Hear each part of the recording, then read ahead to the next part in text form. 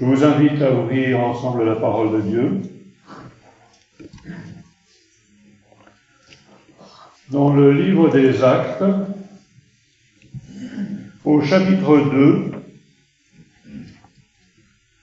j'aurais voulu vous le lire en entier, ça aurait été utile, mais il est quand même long. Donc je vous invite à le lire en entier chez vous à la maison, en bons béréens que nous sommes. Nous lirons donc à partir du verset 38 jusqu'à la fin du chapitre. Pierre leur dit, « Remettez-vous et que chacun de vous soit baptisé au nom de Jésus-Christ pour le pardon de vos péchés, et vous recevrez le don du Saint-Esprit, car la promesse est pour vous et pour vos enfants et pour tous ceux qui sont au loin, en aussi grand nombre que le Seigneur notre Dieu les appellera. » Et par plusieurs autres paroles, il les conjurait et les exhortait, disant, « Sauvez-vous de cette génération perverse. » Ceux qui acceptèrent sa parole furent baptisés. En ce jour-là, le nombre des disciples s'augmenta d'environ 3000 âmes. Merci. Ils persévéraient dans l'enseignement des apôtres, dans la communion fraternelle, dans la fraction du pain et dans les prières. La crainte s'emparait de chacun et il se faisait beaucoup de prodiges et de miracles par les apôtres. Tous ceux qui croyaient étaient dans le même lieu et ils avaient tout en commun. Ils vendaient leurs propriétés et leurs biens et ils en partageaient le produit entre tous selon les besoins de chacun. Ils étaient chaque jour ensemble assidus au temple. Ils rompaient le pain dans les maisons et ils prenaient leur nourriture avec joie et simplicité de cœur, louant Dieu et trouvant grâce auprès de tout le peuple. Et le Seigneur ajoutait chaque jour à l'Église ceux qui étaient sauvés. Amen. Oui, merci Seigneur Jésus pour cette merveilleuse nourriture spirituelle que nous accordes à travers ta parole.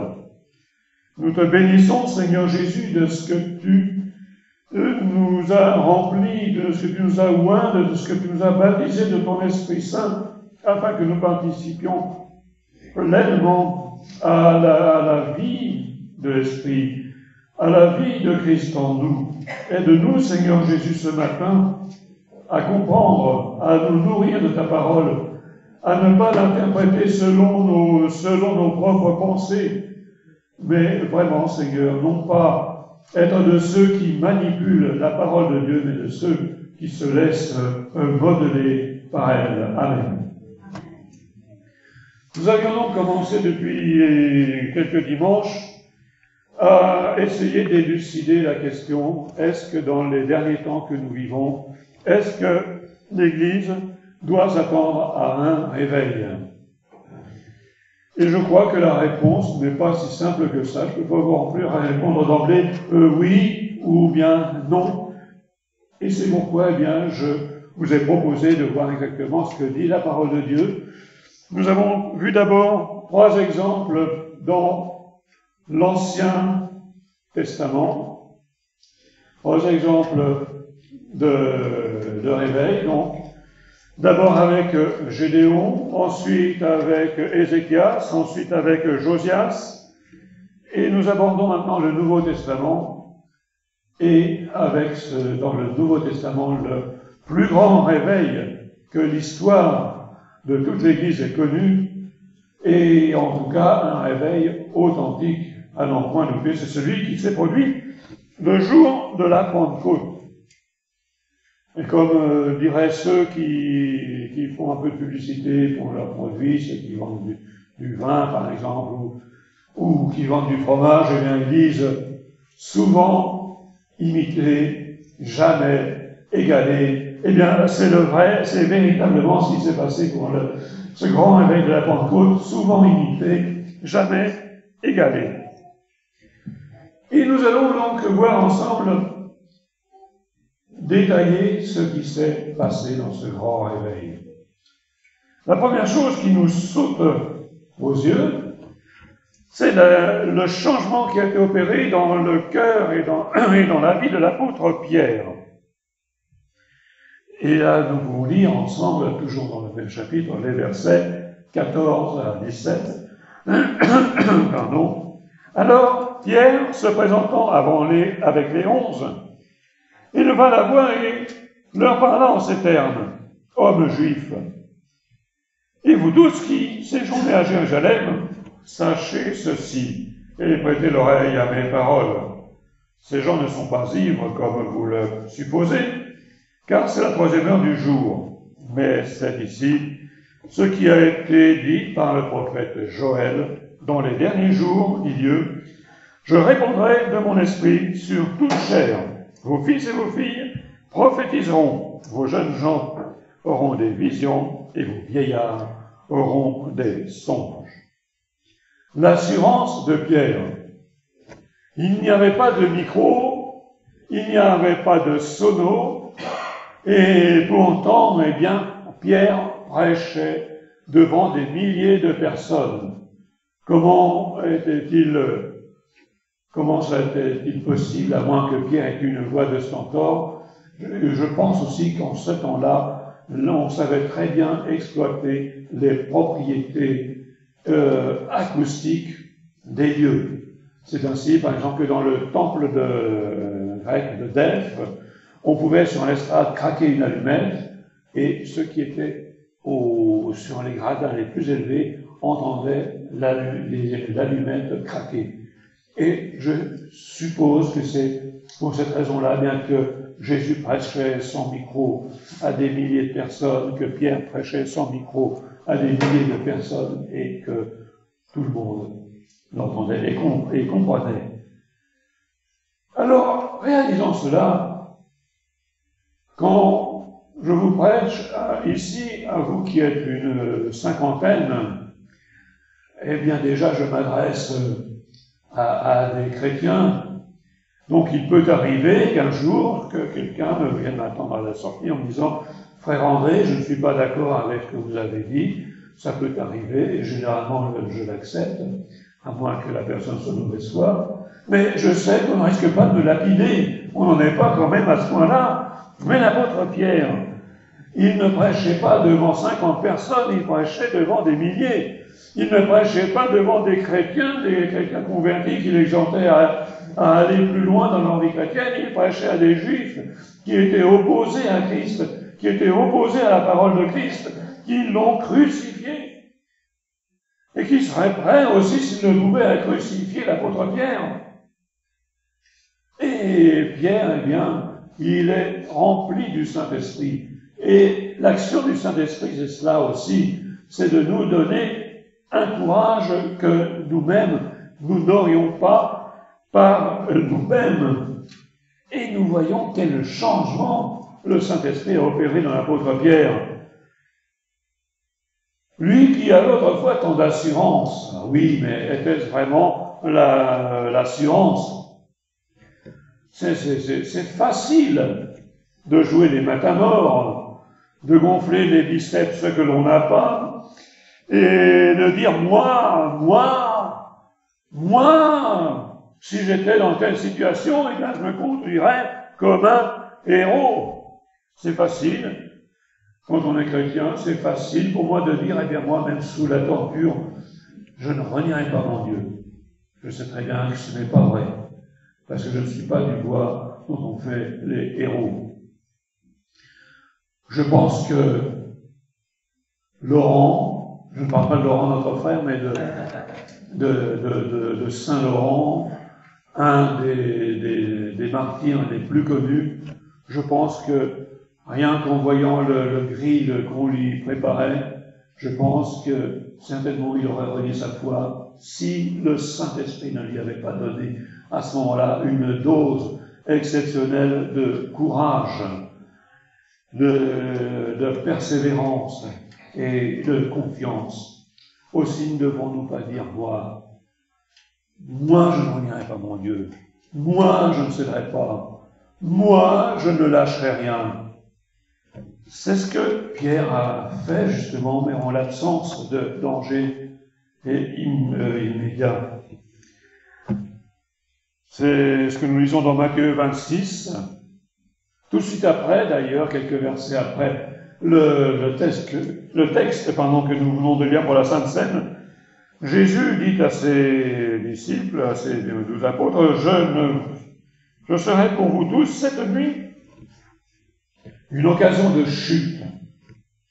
Car il est écrit, je frapperai le berger, et les brebis du troupeau seront dispersées.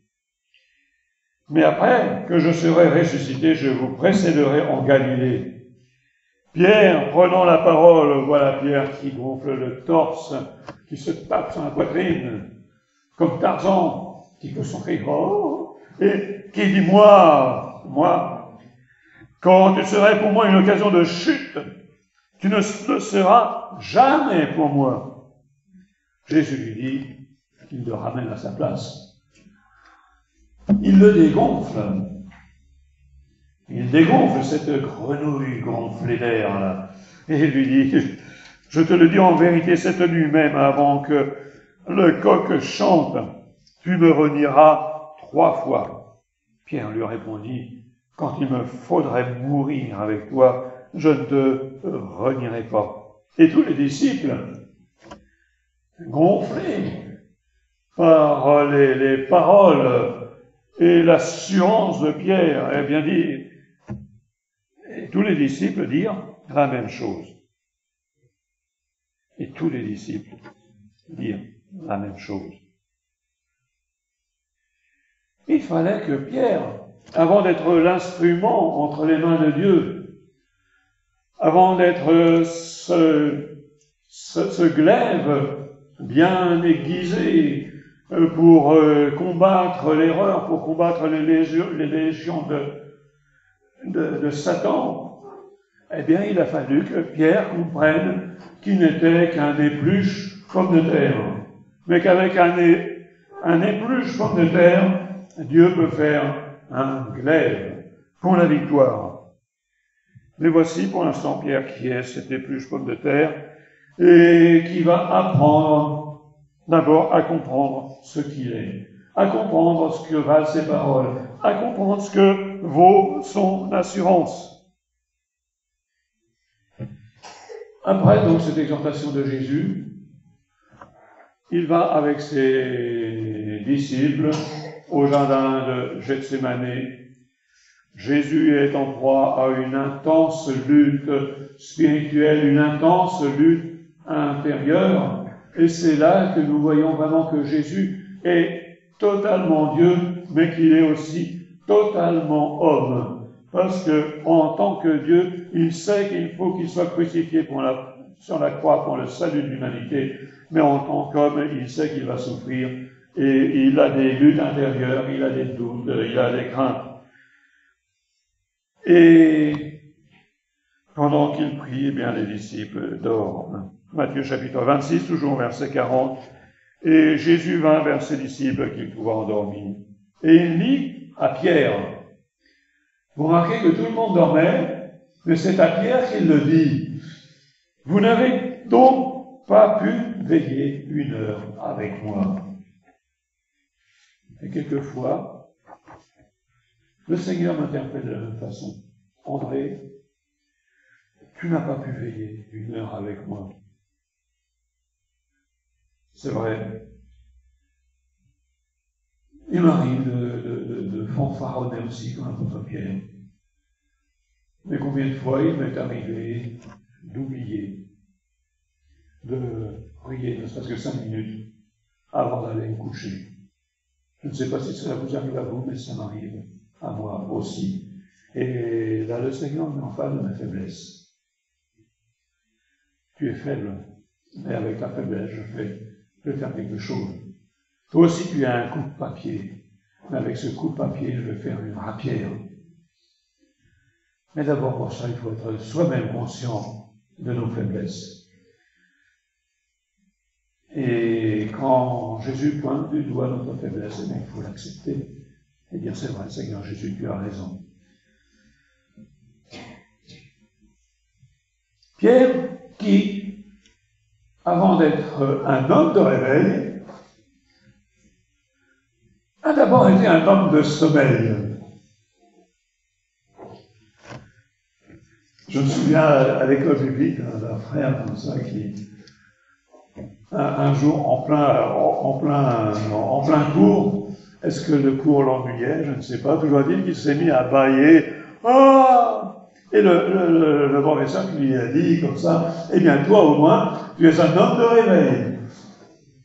Le Pierre devient donc a d'abord été un homme de sommeil. Il dormait pendant qu'il fallait prier. Et faut avoir veillé avec le Christ, eh bien, Pierre va être le premier à tomber dans le piège. Et pourtant, Pierre, ah oui, d'abord, il combat pour Dieu, mais de la mauvaise manière. Toujours Matthieu chapitre 26, verset 51. Voici un de ceux qui étaient avec Jésus, et on ne dit pas son nom en Matthieu, mais les autres évangiles précisent qu'il s'agit de Pierre. Il tira son épluche, son épée. Il tira son épée. Il frappa le serviteur du souverain sacrificateur et il lui emporta l'oreille. Combien de fois, dans l'histoire de l'Église, dans l'histoire de la chrétienté, et c'est triste, combien de fois l'Église a emporté l'oreille des incroyants. Combien de croisades, toutes ces choses-là, qui n'ont pas servi la cause de Dieu. Mais parce que les hommes ont dit, eh bien, pour répandre la bonne parole, il faut faire la guerre contre les musulmans, il faut faire la guerre contre les protestants, il faut faire la guerre contre les païens. Ce n'est pas cela que Dieu nous demande. Et pourtant, Pierre, eh bien, dans un premier temps, c'est cela qu'il a compris. Il fallait oxyre les ennemis de Dieu. 52, alors Jésus lui dit, remets ton épée à sa place, car tous ceux qui prendront l'épée périront par l'épée. Penses-tu que je ne puisse pas invoquer mon Père, qui me donnera à l'instant plus de 12 légions d'anges? Méthode humaine, méthode divine. Comment donc s'accompliraient les Écritures, d'après lesquelles il doit en être ainsi? En ce moment, Jésus dit à la foule, vous êtes venus comme après un brigand, avec des épées et des bâtons, pour vous emparer de moi. J'étais tous les jours assis parmi vous, enseignant dans le temple, et vous ne m'avez pas saisi. Mais tout ceci est arrivé afin que les écrits des prophètes fussent accomplis. Alors, tous les disciples, y compris Pierre, sinon il aurait dit quelques disciples, tous les disciples l'abandonnèrent et prirent la fuite. Voilà le courage qui s'enfuit. Après avoir voulu jouer les héros de la foi, eh bien on se rend compte que tout cela finalement c'était du vent. Moi Seigneur, moi Seigneur, moi Seigneur, je ne t'abandonnerai pas. Moi Seigneur, je serai toujours avec toi. Moi Seigneur, même si je dois mourir pour toi, bien je mourrai pour toi. Et au moment où justement il est temps d'envisager de mourir pour Christ, eh bien il n'y a plus personne. Tout ça, c'était des paroles, des beaux discours. Quel dommage que Pierre n'était pas Premier ministre et que les autres disciples n'étaient pas ministres. Attitude de politicien, des paroles, mais aucune action. Et revenons à Pierre qui est allé plus loin. Matthieu, toujours au chapitre 26, verset 74-75, c'est quand cette fameuse histoire où Pierre se chauffe auprès d'un brasero parce que les soirées sont fraîches.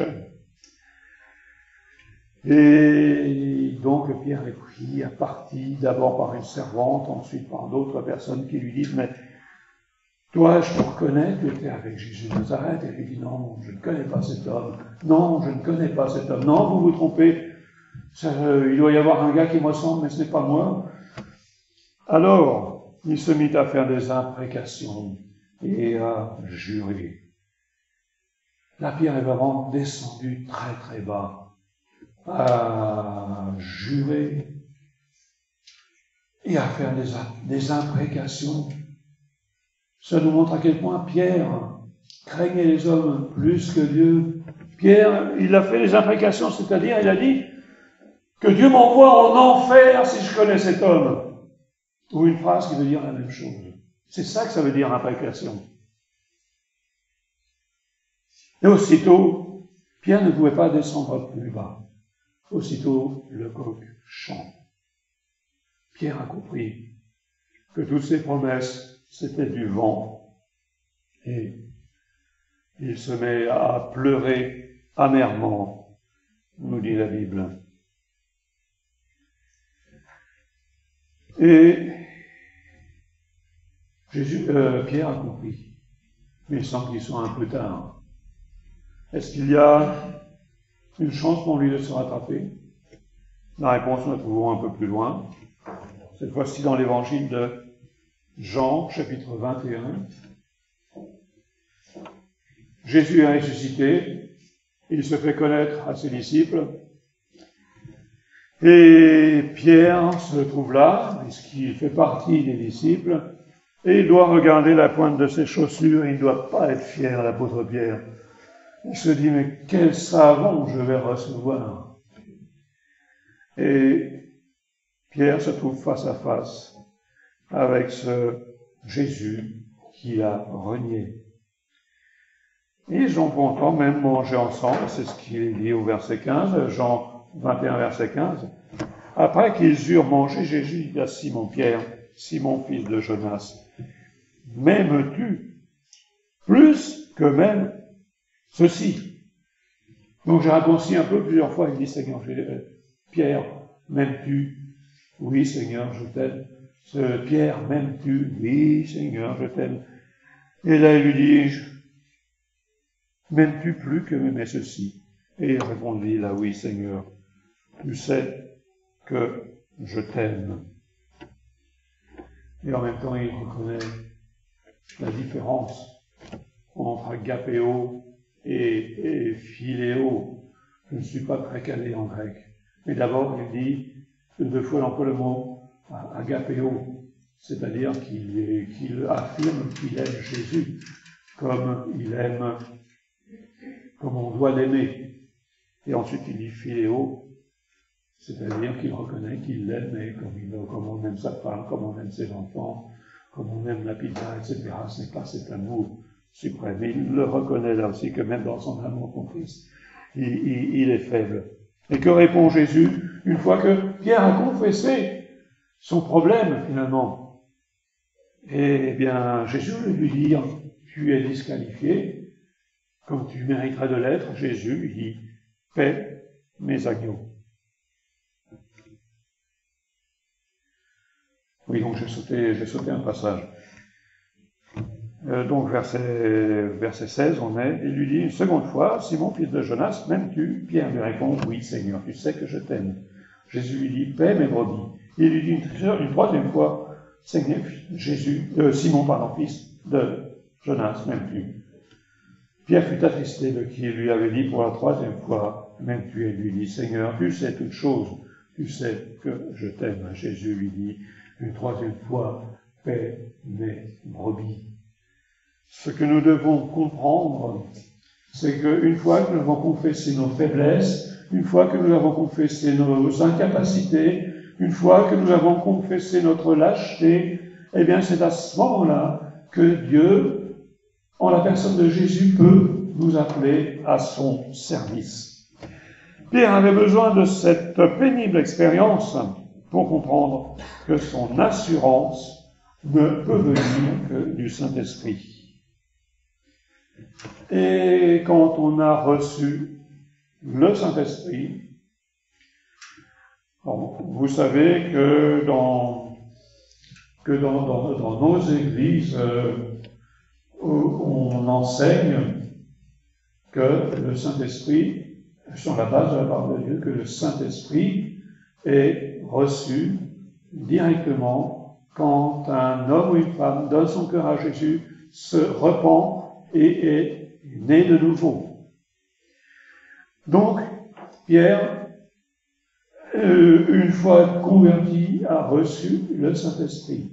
Chaque frère, chaque sœur qui a véritablement confessé son péché, abandonné sa vie de péché, accepté Christ dans son cœur, accepté de marcher avec lui, il a reçu de la part de Jésus, de la part de Dieu, le Saint-Esprit, sans autre condition.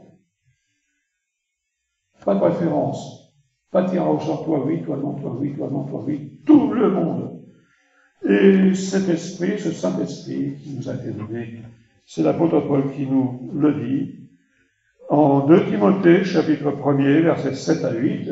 Timothée était un jeune serviteur de Dieu et qui devait certainement avoir de temps en temps, lui aussi, des craintes, des doutes, et il avait certainement besoin que de temps en temps, l'apôtre Paul, qui était un ancien aguerri, lui l'encourage, le fortifie, et Paul lui dit, ce n'est pas un esprit de timidité que Dieu nous a donné, mais un esprit de force, d'amour et de sagesse. N'aie donc pas honte du témoignage à rendre à notre Seigneur, ni de moi, son prisonnier, mais souffre avec moi pour l'Évangile. Et Jésus lui-même a dit, dans le livre des Actes, chapitre 1er, verset 8, « Vous recevrez une puissance, le Saint-Esprit, pour être des témoins. » C'est pour cela que le Seigneur nous a donné le Saint-Esprit. Ce n'est pas pour que nous épations la galerie en les faisant tomber quand on les touche. Alors, je viens de voir une vidéo maintenant, les catholiques s'y mettent aussi. On voit un prêtre qui touche chacun de ses paroissiens les uns après les autres, et derrière il y a un diacre musclé qui les retient pour les empêcher de se faire mal. Donc ça, au départ, c'était les évangéliques charismatiques qui ont inventé ça, mais c'est une sauce, une mayonnaise qui marche. Donc ce n'est pas pour cela que le Seigneur nous a donné le Saint-Esprit. Ce n'est pas pour faire des tours de passe-passe. Ce n'est pas pour faire des trucs et des machins. C'est pour être ses témoins. Ne serait-ce que par nos vies.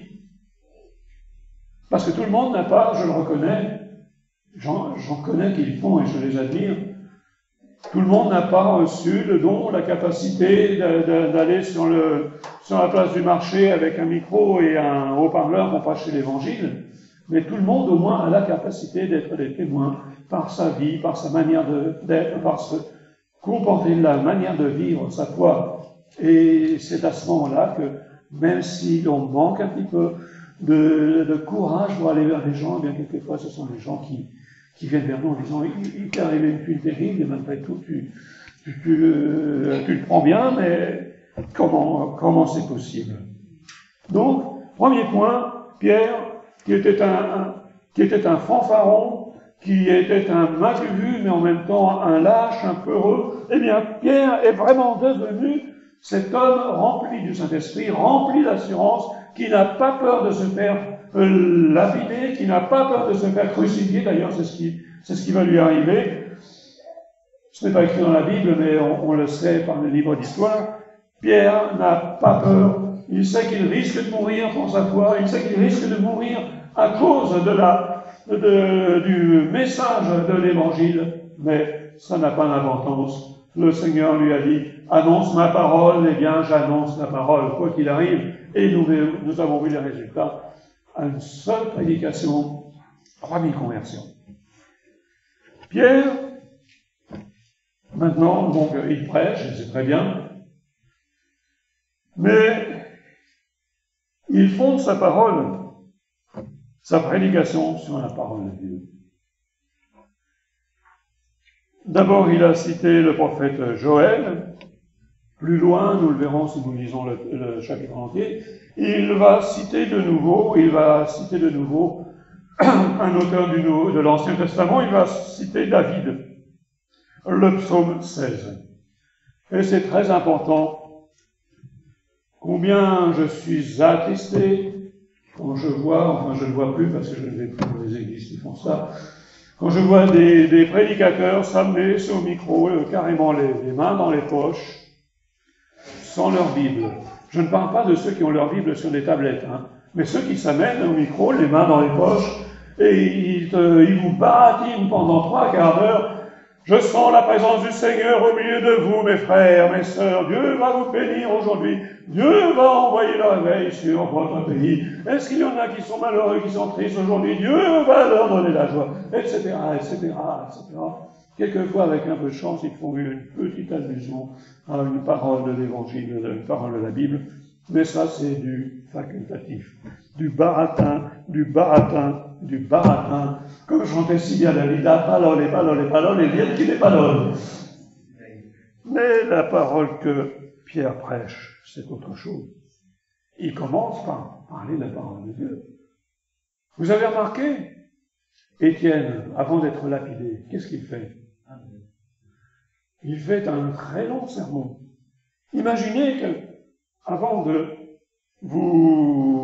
commencer cette prédication, je commence par vous parler de Genèse 1, la création, que je vous raconte toute la création, toute l'histoire d'Israël.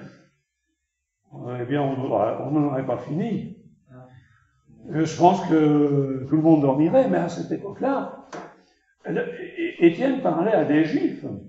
Et s'il parlait d'emblée en disant, voilà, Dieu a tant aimé le monde qu'il a donné son Fils, etc., les Juifs l'écoutaient, ils diraient, il connaît même pas la Torah, il connaît même pas la prophète, c'est un rigolo. Mais il fallait qu'il commence par une très très longue introduction où il rappelle toute l'histoire d'Israël pour que ses auditeurs soient attentifs, qu'ils comprennent qu'ils ont affaire à un homme qui connaît très bien l'Ancien Testament, qui connaît très bien la Torah, qui connaît très bien les psaumes, qui connaît très bien les prophètes. Et cela, c'est important. L'apôtre Paul écrit aussi, par exemple, les Juifs demandent des miracles et les Grecs cherchent la sagesse.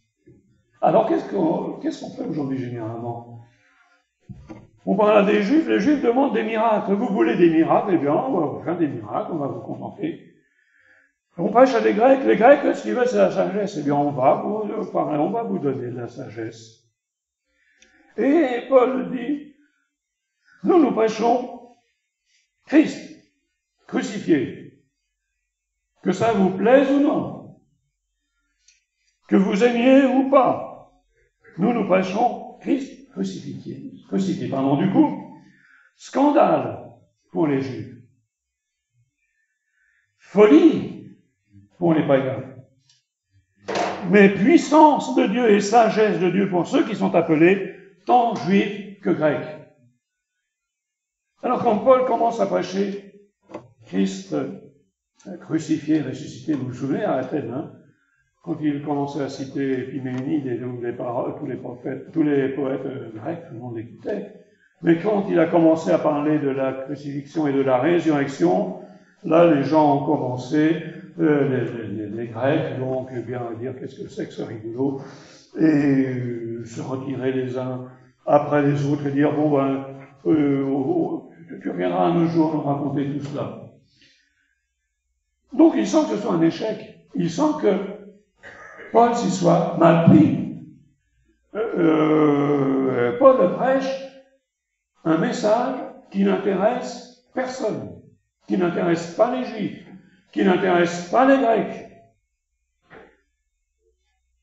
Et pourtant, puissance de Dieu et sagesse pour ceux qui sont appelés.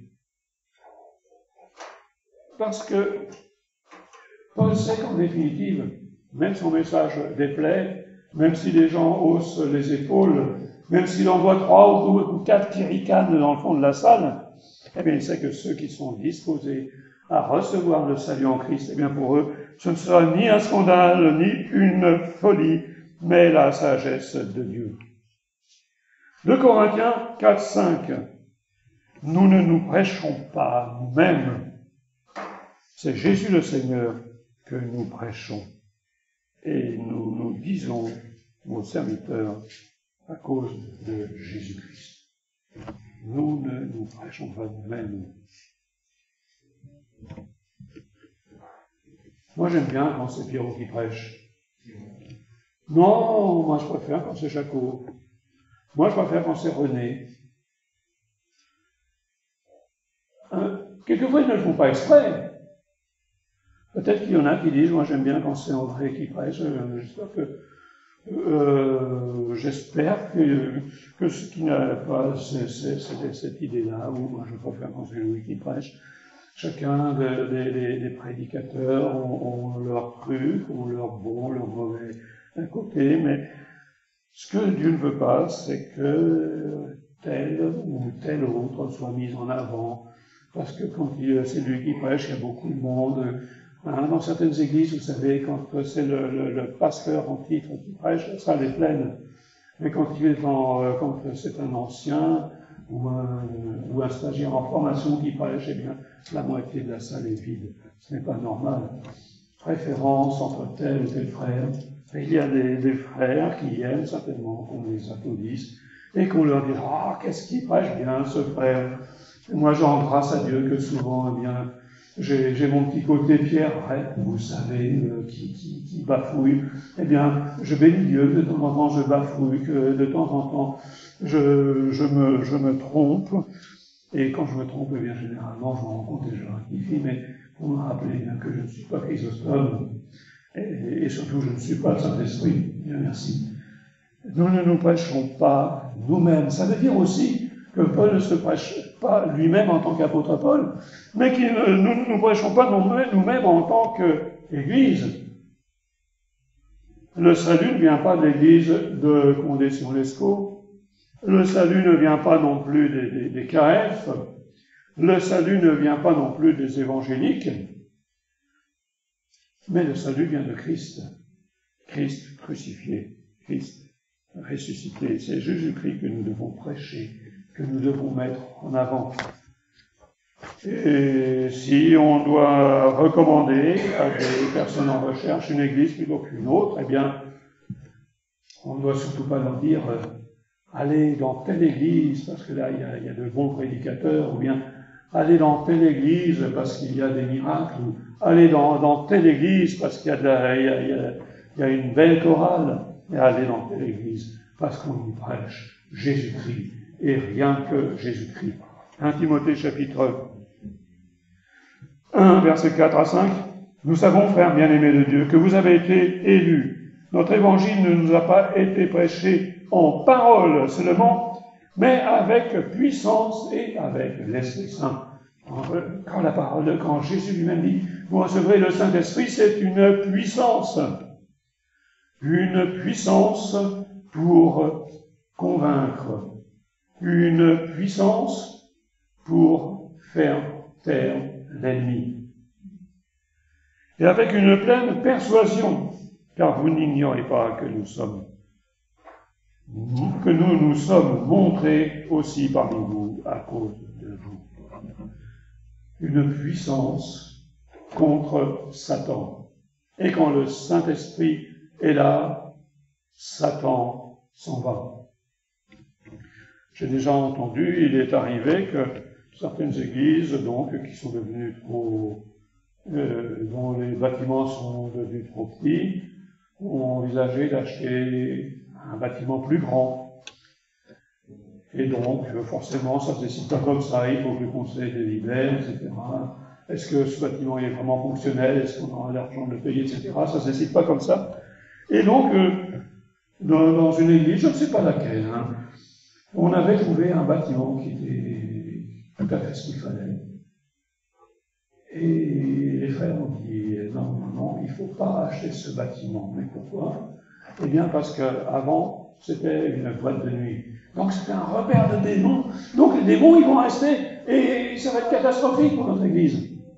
Et si notre Église est conduite par le Saint-Esprit, ne vous inquiétez pas, les démons, ils courent vite. Et ils ne vont pas rester. Assez au contraire, nous ne sommes pas remplis du Saint-Esprit, là, il va y avoir des problèmes. Donc, n'ayons pas peur. Un chrétien rempli du Saint-Esprit ne doit pas avoir peur des démons, il ne doit pas avoir peur du diable, parce qu'il est vaincu, rappelons-le. 2 Timothée chapitre 4, versets 1 à 5. Je t'en conjure devant Dieu et devant les hommes, devant Dieu et devant Jésus-Christ, pardon, qui doit juger les vivants et les morts, et au nom de son apparition et de son royaume, prêche la parole. Insiste en toute occasion, favorable ou non, reprend, censure. Alors moi, je suis allergique au mot censure, parce que ça rime avec dictature.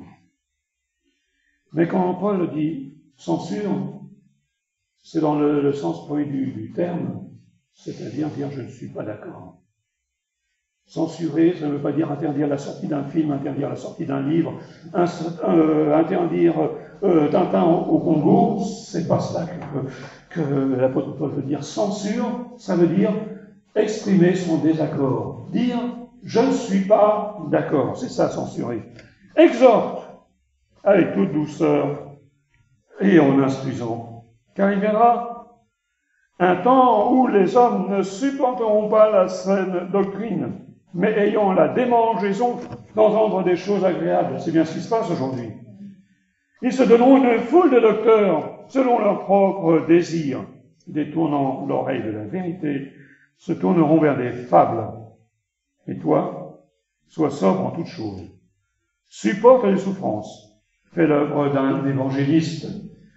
Remplis bien ton ministère.